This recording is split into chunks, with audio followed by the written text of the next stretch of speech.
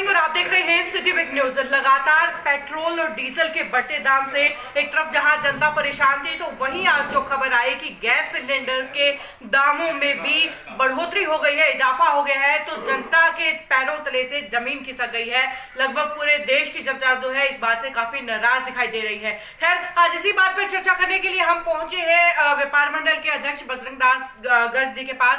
जानते हैं कि आखिरकार इन मुद्दों पर इनका क्या कहना है, इनकी क्या राय है।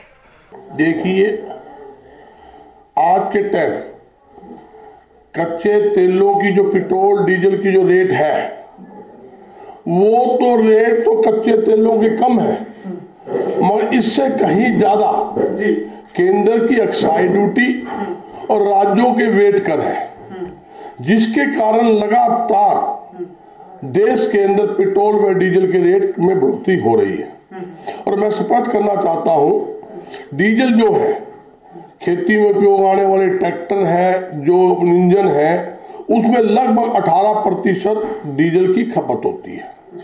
आज खेती महंगी हो गई। उसी प्रकार उद्योगों के अंदर भारी मात्रा में डीजल का उपयोग होता है, जिसके कारण मैन्युफैक्चरिंग उद्योगपति की महंगी हो गई। पेट्रोल डीजल के रेट बढ़ने के कारण और कच्चा पक्का माल एक राज्य से दूसरे राज्यों में ना जाने के कारण आज बेहताशा महंगाई बढ़ी है। 25% जो ट्रांसपोर्टिंग है वो महंगी हो चुकी है। जब 25% ट्रांसपोर्ट महंगी होगी तो माल की कीमत ऑटोमेटिक बढ़ेगी। अगर माल की कीमत ऑटोमेटिक बढ़ेगी, मैन्युफैक्चरिंग कम हो रही है, दूसरा एक राज्य दूसरे राज्यों में माल नहीं जा रहा, काफी उद्योग तो हमारे बंद हो चुके हैं। मैं स्पष्ट करना चाहता हूं, बहादुरगढ़ के अंदर सोनीपत हैंडलूम का पूरे विश्व के अंदर नंबर 1 व्यापार पानीपत है, जो सेंटर है, हब है हैंडलूम का, टेक्सटाइल का। वहां भी काफी फैक्ट्रियां बंद हो चुकी। इसी में फरीदाबाद है, गुड़गांव है, ऑटोमेटिक काफी उद्योग तो बंद हो चुके हैं।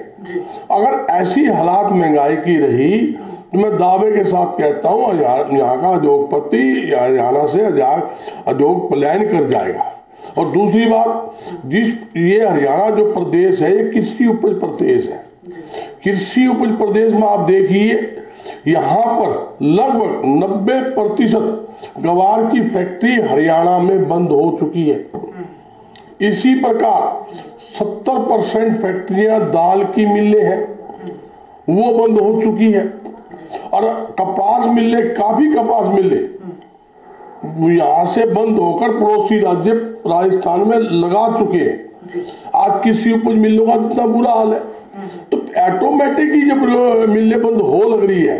इसी प्रकार आपको एक बात और बताता हूँ, ये गांव स्तर के ऊपर कुटीर उद्योग होते थे, यानी छोटे छोटे उद्योग लगे होते थे, जहां पर हर सामान बनता था, जिसमें पिलंग है, निवार है, कूलर है, पंखे हैं, नमकीन का बेकरी का सामान है, हैंडलूम का दरी चादर सब बनते थे। आज वो 90% सरकार की गलत नीतियों से छोटे उद्योग गांवों में बंद हो चुके हैं। जी सर, शॉर्टकट में एक बात जानना चाहूंगा कि पेट्रोल और डीजल की जो कीमतें बढ़ रही हैं, उसके पीछे का आप कारण क्या मानते हैं और उसको किस तरीके से ठीक किया जा सकता है? देखिए, आप पुराना रिकॉर्ड देखिए, पहले से कम 3.5 गुना ज्यादा केंद्र सरकार ने एक्साइज ड्यूटी बढ़ा दी। 2014 से पहले का एक्साइज ड्यूटी का रेट देख लो। इसी प्रकार स्टेट सरकारों ने पहले से 2 गुना ज्यादा बैठ कर बढ़ा दिया।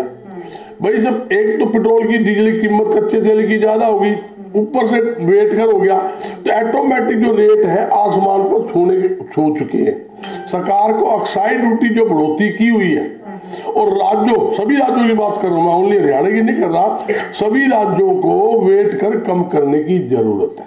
अब मैं दावे के साथ कहता हूं, आज कम से कम एक्साइज ड्यूटी जो है 22-23 रुपए ज्यादा केंद्र सरकार ने बढ़ाई हुई है। इसी प्रकार लगभग 10-15 रुपए वेट कर स्टेट सरकार ने बढ़ाया हुआ है। अगर ये ऑटोमेटिक अगर कम कर देते हैं, तो जो आप समझते हो 95 रुपए डीजल है, 90 रुपए है, वो ऑटोमेटिक 30 रुपए कम हो जाएगा। अगर सरकार की नीयत ठीक है तो महंगाई पर अंकुश लगा सकती है, मगर सरकार क्या सोचती है भी जेबों में डाके डालो, जिसे जरूरत तो गाड़ी चला लेगा, हम हमने टैक्स बढ़ाई जाओ।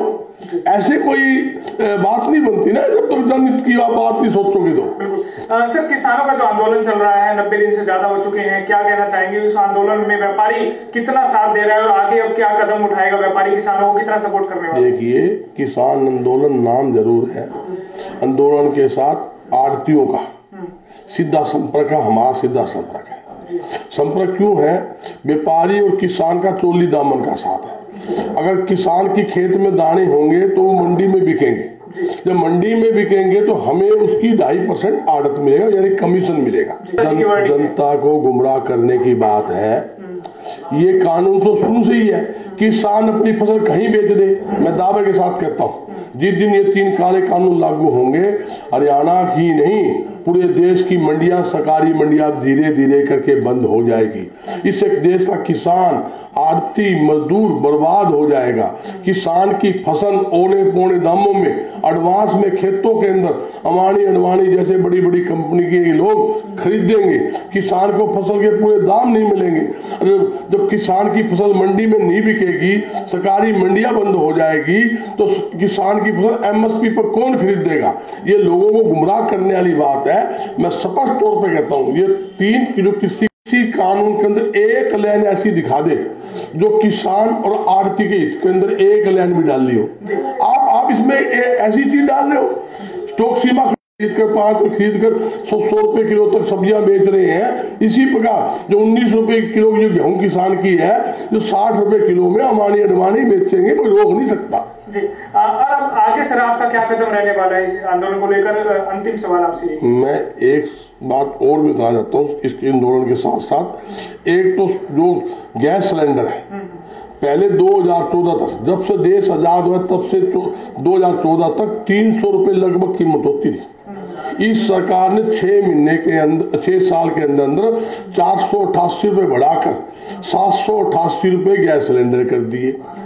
जो आंदोलन है उसके बाद मैं स्पष्ट तौर पे कहता हूँ, व्यापार मंडल का खुला समर्थन किसानों के साथ है और पूरे प्रदेश के अंदर मैंने दौरे किए हैं और हमारी केंद्र सरकार से प्रधानमंत्री जी से मांग है अपना तानाशाही रवैया प्रधानमंत्री जो छोड़े और अमानी अडानी की हित की बात ना सोचकर देश के किसान, आड़ती, मजदूर, आम जनता के हित के अंदर 3 कृषि कानून को वापिस ले।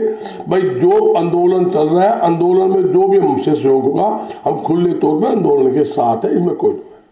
तो ये थे बजरंग दास गर्ग जी, जिन्होंने सरकार की पॉलिसीज को लेकर के तीखे सवाल खड़े किए हैं और इसके साथ साथ बताया है कि आज का जो व्यापारी है वो किसान आंदोलन में किसानों के साथ हमेशा यूं ही मजबूती से खड़ा रहेगा। खैर, ये थी आज की खबर। आगे भी खबरों का सिलसिला जारी रहेगा। देखने के लिए जुड़े रहिए सिटी न्यूज के साथ। नमस्कार।